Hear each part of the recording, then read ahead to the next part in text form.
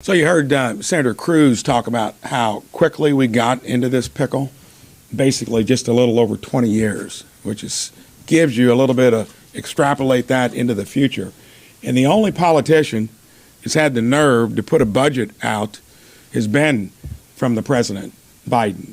So he, unapologetic about it, shows us from this $31 trillion we're in debt, taking all of us to $45 trillion in just 10 years. And that's way under the mark because interest rates have gone up 4 percentage points by the Fed here recently. So a couple of little fun facts. You remember before Christmas I asked a reporter to tell me what 1% of 30 trillion was? Anybody remember that? Remember, it wasn't easy to come up with it, and the first guess was 300 million. Well, it's 300 billion. The numbers I just gave you in terms of what Biden is unapologetically and brazenly saying for the future of our country, 45 trillion in debt, doesn't take into consideration the interest cost and the crowding out. And the reason I want you to know what 1% of 30 trillion is, take 4% of 30 trillion. That's the interest that's going to get priced in to the cost of carrying this debt. You do the math with what we're currently paying in interest, that's as much interest as we just spent on that monstrosity of an omnibus bill that just went through the door at 1.7 trillion. And these are numbers for future generations. You ought to just think, what the heck is going on? Who is running the show? And the other thing Senator Cruz said, it's been an equal opportunity endeavor between Democrats and Republicans, because the folks that have been running the place have been looting the place in the sense that, sure, with the printing press in the basement, with a credit card that you can swipe year after year, any knucklehead could do that. And really, knuckleheads have been getting us into the place we are now. And remember the numbers. The numbers always rule in the long run.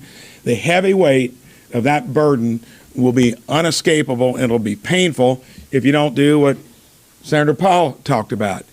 Exercise a little political discipline and will. Quit trying to please everyone, and that means defense and domestic, and maybe you'll get the ship turned in the right direction. Senator Lee. Greetings, friends. I have shocking news to share with you this Wednesday morning. Our federal government is now reviewing crisis unemployment benefit claims. Congress has also confirmed that billions of dollars have been stolen in crisis relief cash over the past 2 years. Many lawmakers are upset and are trying to come up with new ways to get this money to those who need it the most. Friends, this is the latest news in Congress, so do make sure that you watch until the end of this video. Also, to say thank you for joining me here daily and for being part of this community. I will be announcing 2 $75 Walmart gift cards this coming Friday. Please, friends, make sure you enter the weekly giveaways by clicking and liking several of my videos, and then comment below the keyword of each video that you watch. The more videos that you watch and then leave a comment on, the greater your chances, dear friends, of winning these giveaways. According to a report that was just released by the U.S. Government Accountability Office, more than $60 billion have been paid out in fraudulent unemployment insurance benefits during the crisis. However, the watchdog agency warned that the estimate has limitations and should be interpreted with caution. The actual amount of crisis unemployment benefits fraud may be substantially higher. The Government Accountability Office has reported that at least $4.3 billion in jobless benefits fraud has been formally determined by state unemployment agencies, while at least $45 billion in payments have been flagged for potential fraud by the U.S. Department of Labor's Office of Inspector General. But this cannot be interpreted as the extent of the problem. The report provides the latest insight into numerous schemes to steal money from a range of hastily implemented crisis relief programs.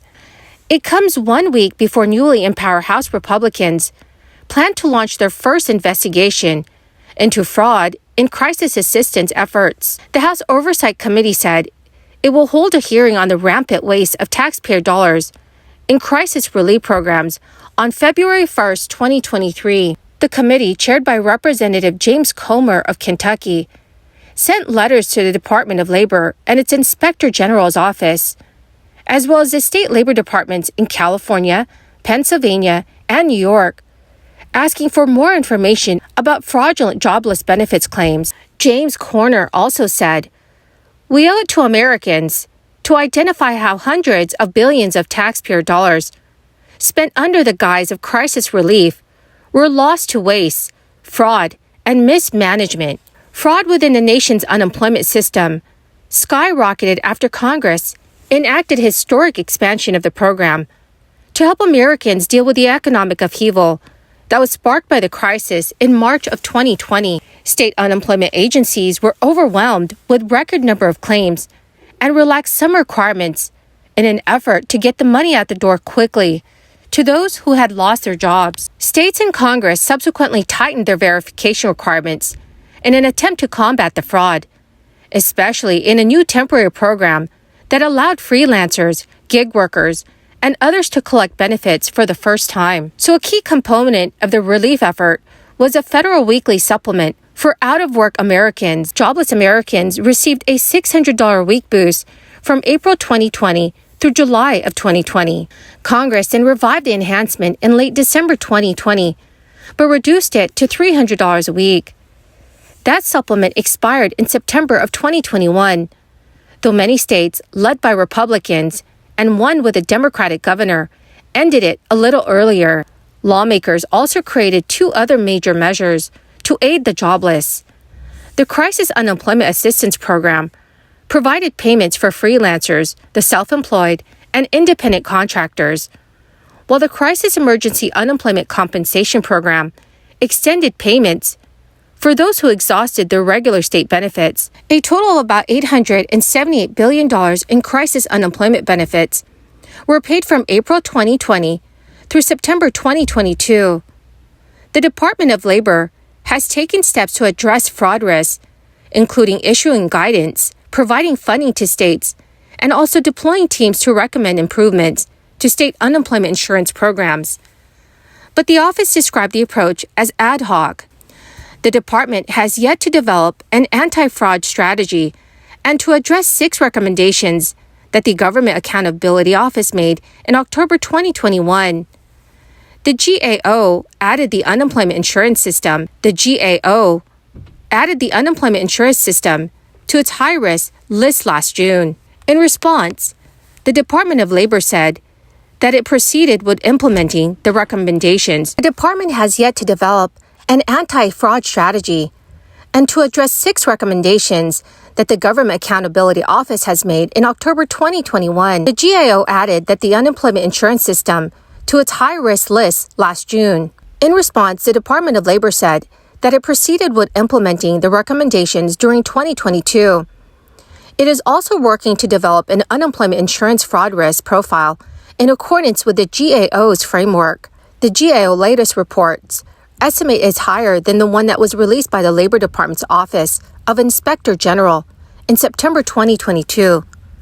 The latter said that $45.6 billion in crisis unemployment benefits may have been fraudulently paid out in 4 high-risk areas between March 2020 and April 2022. So, dear friends, what are your thoughts about all of this? How do you think that our government should reclaim the money?